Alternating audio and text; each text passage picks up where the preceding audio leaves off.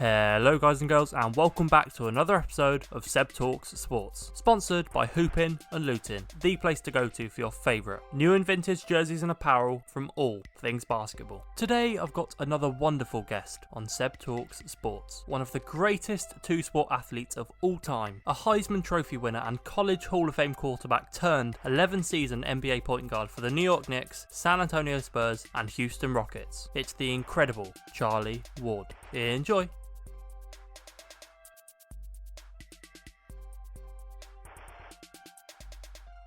My guest today is a Heisman Trophy winner and College Hall of Fame quarterback turned NBA point guard. Played 11 seasons in the league for the New York Knicks, San Antonio Spurs and Houston Rockets, and is undeniably one of the greatest two-sport athletes of all time. It's an absolute honour to welcome Charlie Ward to Seb Talks Sports. Charlie, how are you doing? I'm good today, sir. How are you doing? I got my New York Knicks gear on for you. Hey, nice one. Represent. Thank you so much for coming on today. Oh, my pleasure. Okay, so let's go right back to the beginning. So what would you say were your earliest memories of playing sport, both football and basketball? And how did you end up becoming a quarterback out of every position? I started playing in the streets, in the backyard. It's kind of where it all started, playing all different types of sports. God had blessed me with an unbelievable gift of hand-eye coordination. This is something that came natural for me as far as sports was concerned. Playing quarterback is something that once I started playing football in Little League, I was the quarterback. And so it was a natural position. They put me there, and over the course of time, I learned to play the position. But it was a natural position because when I had the ball in my hands, I was able to throw the ball, just in the backyard, playing with friends. It was just something that came natural. I think we all was able to throw the ball, but just like anyone else, you develop a talent, and I was blessed to be able to develop that skill set. So I've been playing quarterback since Little League, and really didn't play any other position outside of that, forever, meaning another position like defense. I was a punter, but most of my positions, the position I really played was quarterback. Absolutely. Okay, so let's go forward to your college career. So it goes without saying that you had an unbelievable college career. Heisman Trophy winner in 1993, College Hall of Famer, and you led an incredible Florida State team that won a lot of bowl games. So how much did you enjoy your time as a Seminole, and which lesson that you learned at college was most valuable when making the switch to basketball? I definitely enjoyed my time there. There was a lot of ups and downs. Mentally, physically, I developed over the course of my years there, and just spiritually, I grew as well because of the challenges and the successes that I was able to achieve. But nothing, without hard work and people holding me accountable, and also people assisting me in reach my goals, which was to play two sports and get my degree. I was able to accomplish those two goals while I was at Florida State, and also have some great memories. Of course, winning the national championship was a big-time memory. My first year there, I was the punter. At that time, I didn't understand it, why I was punting, but I had won the job, and it was a great opportunity for me to learn and grow. And so from my first year of punting to my last year of winning the national championship, I had a lot of things in between, during that time, but they were all positive things that once the negatives happened, they turned into positives because of the opportunity for me to learn and grow from it. And that's something that, I learned from. It's helping me today, as a young man. When it came down to the transition from basketball to football, what I learned was that you can do anything from a mental standpoint, regardless of what your physical may look like or be at that time. And so over the course of my 5 years in college, 4 of those years, I got an opportunity to play basketball. And so each year was a little bit different. And so the first year I started playing, which was my second year in college, basketball I'm talking about, I went out and played basketball full time. Once we started in October, I didn't have to go and report to football. The next year, I was back and forth between basketball and football in the month of November, like the latter part of November. And then in December, I was bowl practice, basketball practice, bowl game, basketball game. So I was going back and forth that second year. And then once I started playing quarterback, I went after the season. And, all those different experiences definitely helped prepare me to be able to make the transition between both.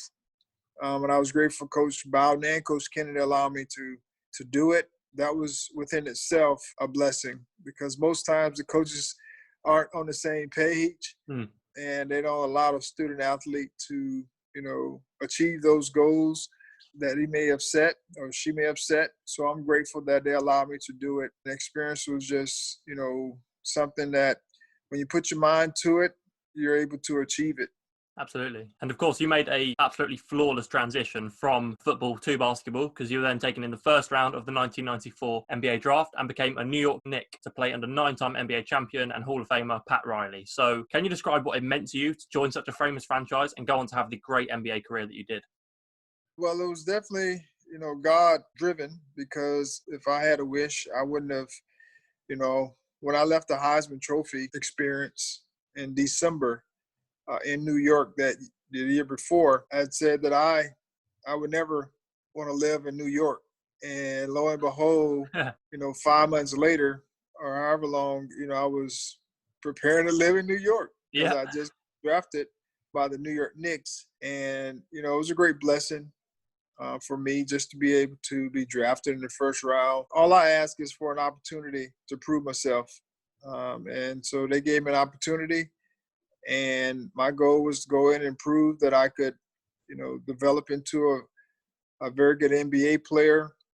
And I was grateful that, of course, playing for Coach Pat Riley, which was a great blessing.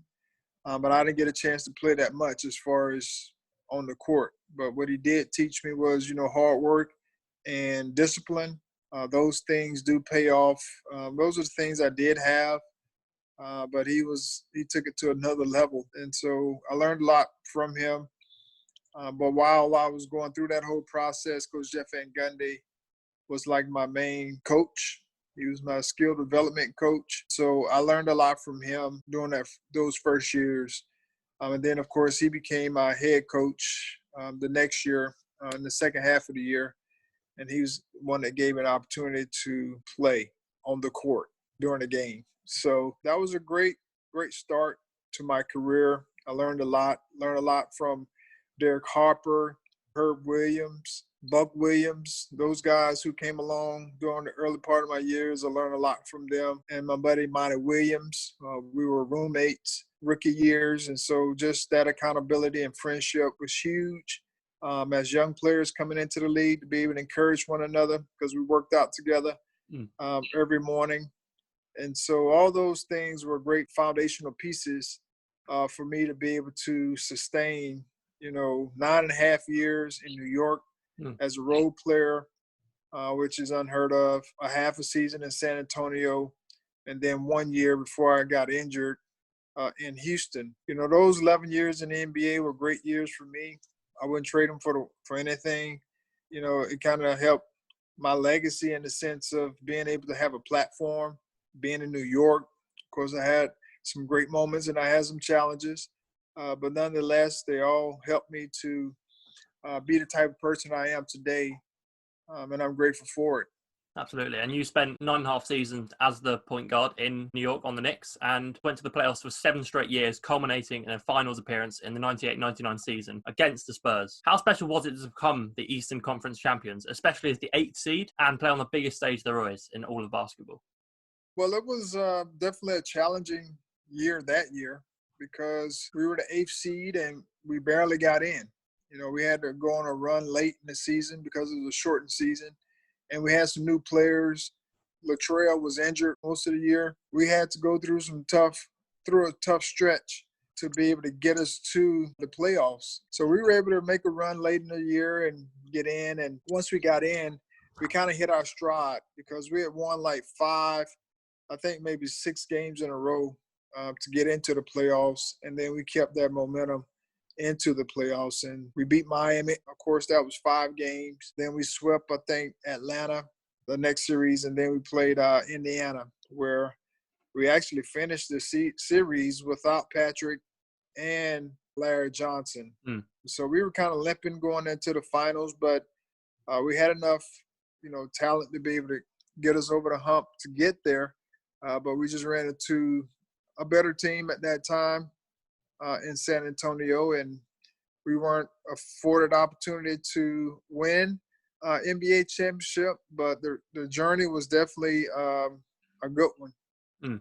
Absolutely. And you just mentioned Patrick Ewing there. So you played with some of the best players in the history of the NBA. So Hall of Famer Patrick Ewing, All-Defensive First Teamer Charles Oakley, 5-time champion Tim Duncan, Manu Ginobili, Tony Parker, and then Hall of Famers Yao Ming and Tracy McGrady. So these are some of the best players to ever step on a court. So off that list, who would you say is the best player you've ever played with? And who was your greatest opponent? Well, I didn't play with Tim, Yao, Tracy, Manu, and Tony that long. I was with Patrick, and I saw him work every day. And I saw Tim Duncan work every day. I saw Yao Ming work every day. And it's hard to say one of those guys are the best, because they all brought something a little bit different. They were all successful players. Tony was a relatively young player when I was on my way out, relatively young. I mean, he played a long time, but he was, maybe year 3 or 4 when I played with him. It's hard to say. If I had to say one person, I would say Patrick Ewing because I played with him the longest. And how about the greatest ever player you've matched up against on the court? I mean, Allen Iverson, Stephon Marbury, Tim Hardaway, Terrell Brandon, Mark Price, Mark Jackson, John Stockton. I mean, those are just some of the names that I had to compete against on a nightly basis. And so those guys, all those guys are pretty good in their own way. Absolutely. So after your time in New York, then spent some time on the Rockets and the Spurs before eventually retiring. And you played 5 games in the playoffs for the Spurs in 2004. So how much did you enjoy your time on both those franchises? And how was it like living in those 2 cities, Houston and San Antonio? It was the Spurs. I learned a lot from their organization. It was a little different than New York. They're more family oriented. So they really looked after the family, making sure that they were taken care of. Not saying that the Knicks didn't do that, but the Spurs, they were even more in depth with, that whole piece, all the way down to being able to have childcare at the games. That was different. And so that was, that was a great blessing to learn from them. My basketball experience, we were one shot away really from making it to the NBA Finals. We lost to the LA Lakers that year. That was the year that Derek Fisher hit the last shot at 0.4 seconds. And so we were afforded that opportunity to go to the finals. But the experience was great as far as learning about the organization. I didn't get an opportunity to play as much, but just learning from Coach Pop has definitely helped me today as a coach, just understanding how to coach some of the better players and coaching the whole team, not just certain guys, but coaching everyone, tough. Yeah. And then in Houston, we stayed there longer. After we finished, we stayed there a little bit longer. And Houston was a great, great city as well. The Rockets were great to me, for us, because they gave me a 3-year deal, and I was like late in my career. And so I was definitely grateful for that opportunity to go and join the Rockets. I know Coach Ben Gundy was instrumental in making sure, that happened for me to be able to be there because he believed in me, and I was grateful for the opportunity. Then after I got injured, my first year with the Rockets, he gave me an opportunity to start a coaching career. So forever indebted to him for all the things that he helped me accomplish, as a professional. That's something, just like all of us, we need opportunities. And if someone is going to give you an opportunity because they believe in you, you want to make sure that you're doing the best you can to take advantage of it and bring something to the table. I was grateful for that opportunity. And then Houston was great, just a city, a lot of traffic, but we had some great relationships there. And, there's a lot of things that we were able to do with our kids and made some friends as well. Got into high school coaching in Houston. Got my first opportunity to be a high school coach at Westbury Christian there. There was a lot of great experiences and a lot of great learning experiences and friends that we left behind in San Antonio, New York, San Antonio, and Houston. Absolutely. Okay, so I want to shift gears very quickly. So, of course, this year we tragically lost Kobe Bryant in a helicopter crash. And, of course, you had the pleasure of playing against Kobe in the NBA. So how much did Kobe mean to you, and what legacy do you think he has on a game of basketball? Well, I mean, he was a very good player. of course, championship level guy. I was on the front end of his career. Got an opportunity to play against him when he was a little bit younger. Reminded me a lot of Michael Jordan. In a lot of ways. And I think he mimicked himself a lot after Michael Jordan. He was very successful on the court, had some issues early on in his marriage, but he was able to, he and his wife were able to reconcile, which was, I was grateful for. And for him to continue his legacy the way he did on the court and off the court, with his family.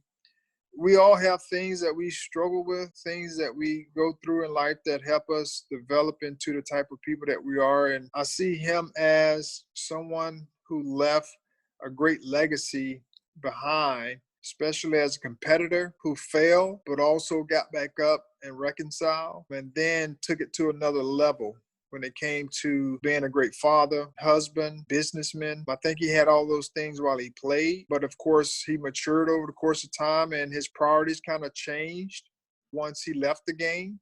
And sometimes, players like that have a tough time transitioning, but he was able to make the transition and still keep his foot in the game with the details that he was doing for ESPN. Took on a new role when it came to, being a girl dad.